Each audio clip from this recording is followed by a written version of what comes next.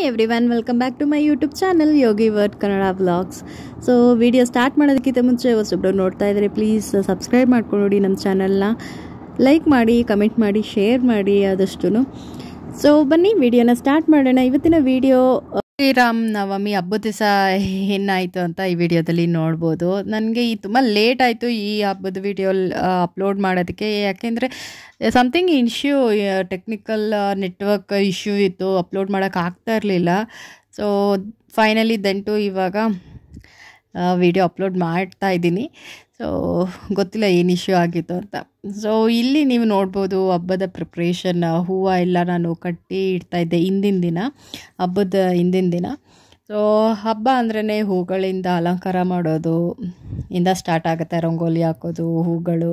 So ಇಲ್ಲಿ ಹಬ್ಬಕ್ಕೆ, ರಾಮನವಮಿ ಹಬ್ಬಕ್ಕೆ ಈ ರೀತಿ ಕೇಸರಿ ಬಣ್ಣದಿಂದ ಬಟ್ಟೆ ಆಗಿರ್ಬೋದು, ಹೊಸ ಬಟ್ಟೆಗಳು, ಮತ್ತು ಇಲ್ಲಿ ಹೂವು ಈ ರೀತಿ ಕೇಸರಿ ಬಣ್ಣದ ಹೂವು, ಮತ್ತು ಏನು ಹೇಳ್ತಾರೆ, ಕುಂಕುಮ ಇರುತ್ತಲ್ಲ, ಎಲ್ಲ ಕೇಸರಿ ತುಂಬ ಇಷ್ಟ ಆಗುತ್ತೆ ಅಂತ ಹೇಳ್ತಾರೆ.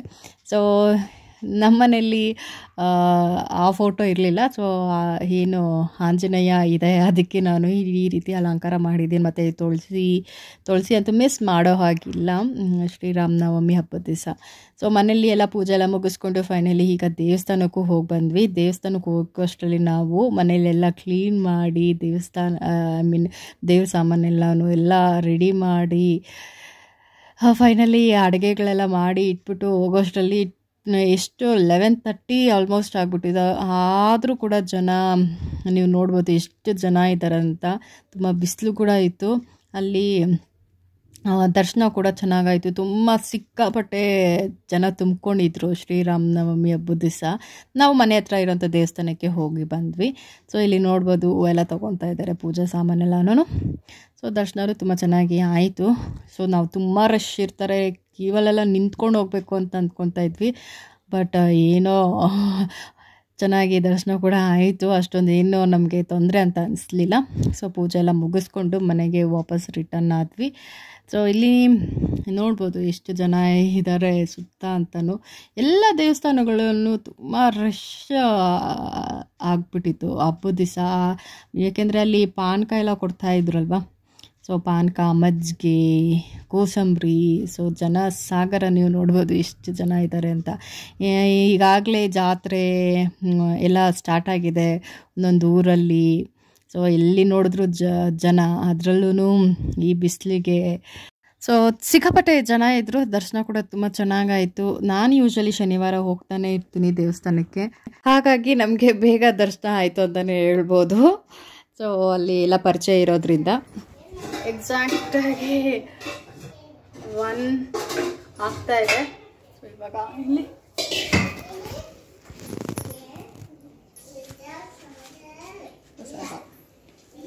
ಸೊ ಕಿಚನ್ಗೆ ಹೋಗೋಣ. ಏನು ಇವಾಗ ಊಟ ಮಾಡಬೇಕು ನಾವೀಗ.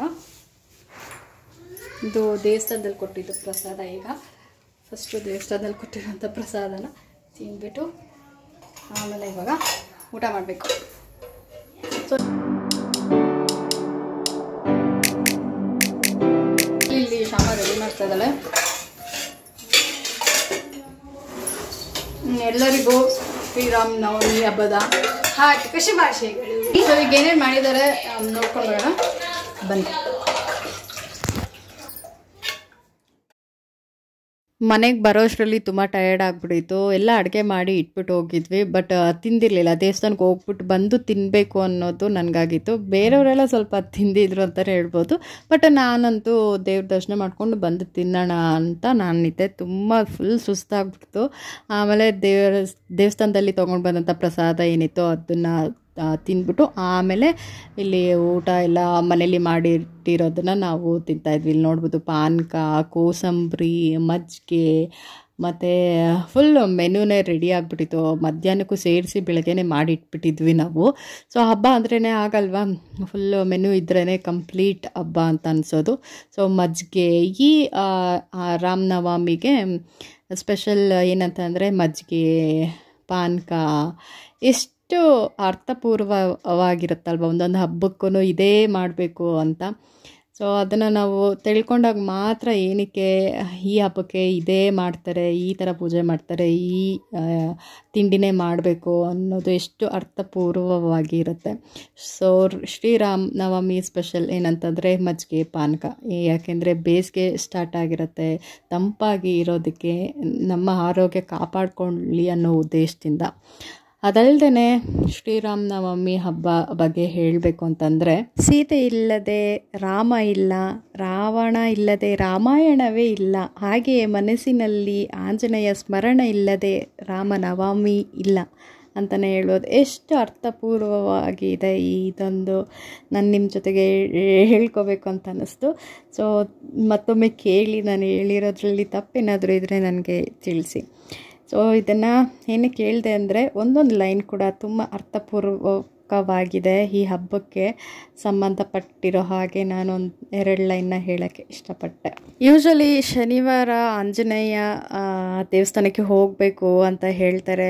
ಬಟ್ ಆಂಜನೇಯ ಅನ್ನೋದಕ್ಕಿಂತ ರಾಮ ಅಂತ ನಮ್ಮ ಸ್ಮರಣೆ ನಮ್ಮ ಮನಸ್ಸಿನಲ್ಲಿ ಮಾಡಿದ್ರೆ, ಅಂದರೆ ರಾಮ ಜಪ ಮಾಡೋದ್ರಿಂದ ಇನ್ನಷ್ಟು ಹತ್ರ ಆಗ್ತೀರಿ ಆಂಜನೇಯ ದೇವ್ರಿಗೆ ಅಂತಲೂ ಹೇಳ್ತಾರೆ. ಸೊ ಇಲ್ಲಿ ಎಲ್ಲ ರೆಡಿ ಮಾಡಿ ಊಟ ಮಾಡಬೇಕು. ಆದರೂ ಒಂದು ಚಿಕ್ಕ ವ್ಲಾಗ್ ನಿಮ್ಮ ಜೊತೆಗೆ ಶೇರ್ ಮಾಡ್ಕೊಂಡು ಆಮೇಲೆ ಊಟ ಮಾಡೋಣ ಅಂತ ಹೇಳಿ ನಾನು ವ್ಲಾಗ್ನ ಶೇರ್ ಮಾಡ್ಕೊಂಡಿದ್ದೀನಿ. ಹಬ್ಬದ ವ್ಲಾಗ್. ಮಜ್ಜಿಗೆ, ಪಾನಕ, ಪಲಾವ್ ಆ್ಯಂಡ್ ಸಾಗು ಆ್ಯಂಡ್ ಕರ್ಡ್. ಬನ್ನಿ ಟೇಸ್ಟ್ ಹೇಗೆ ಅಂತ ನೋಡೋಣ.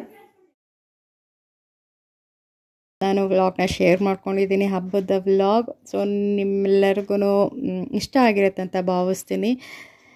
ಸೊ ಖಂಡಿತವಾಗ್ಲೂ ಇಷ್ಟ ಆಗಿದರೆ ಪ್ಲೀಸ್ ಲೈಕ್ ಮಾಡಿ, ಕಮೆಂಟ್ ಮಾಡಿ, ಶೇರ್ ಮಾಡಿ. ಹೊಸಬ್ರು ನೋಡ್ತಾ ಇದ್ದರೆ ಸಬ್ಸ್ಕ್ರೈಬ್ ಮಾಡ್ಕೊಂಡ್ಬಿಡಿ, ಸಪೋರ್ಟ್ ಮಾಡಿ. Keep supporting to our channel.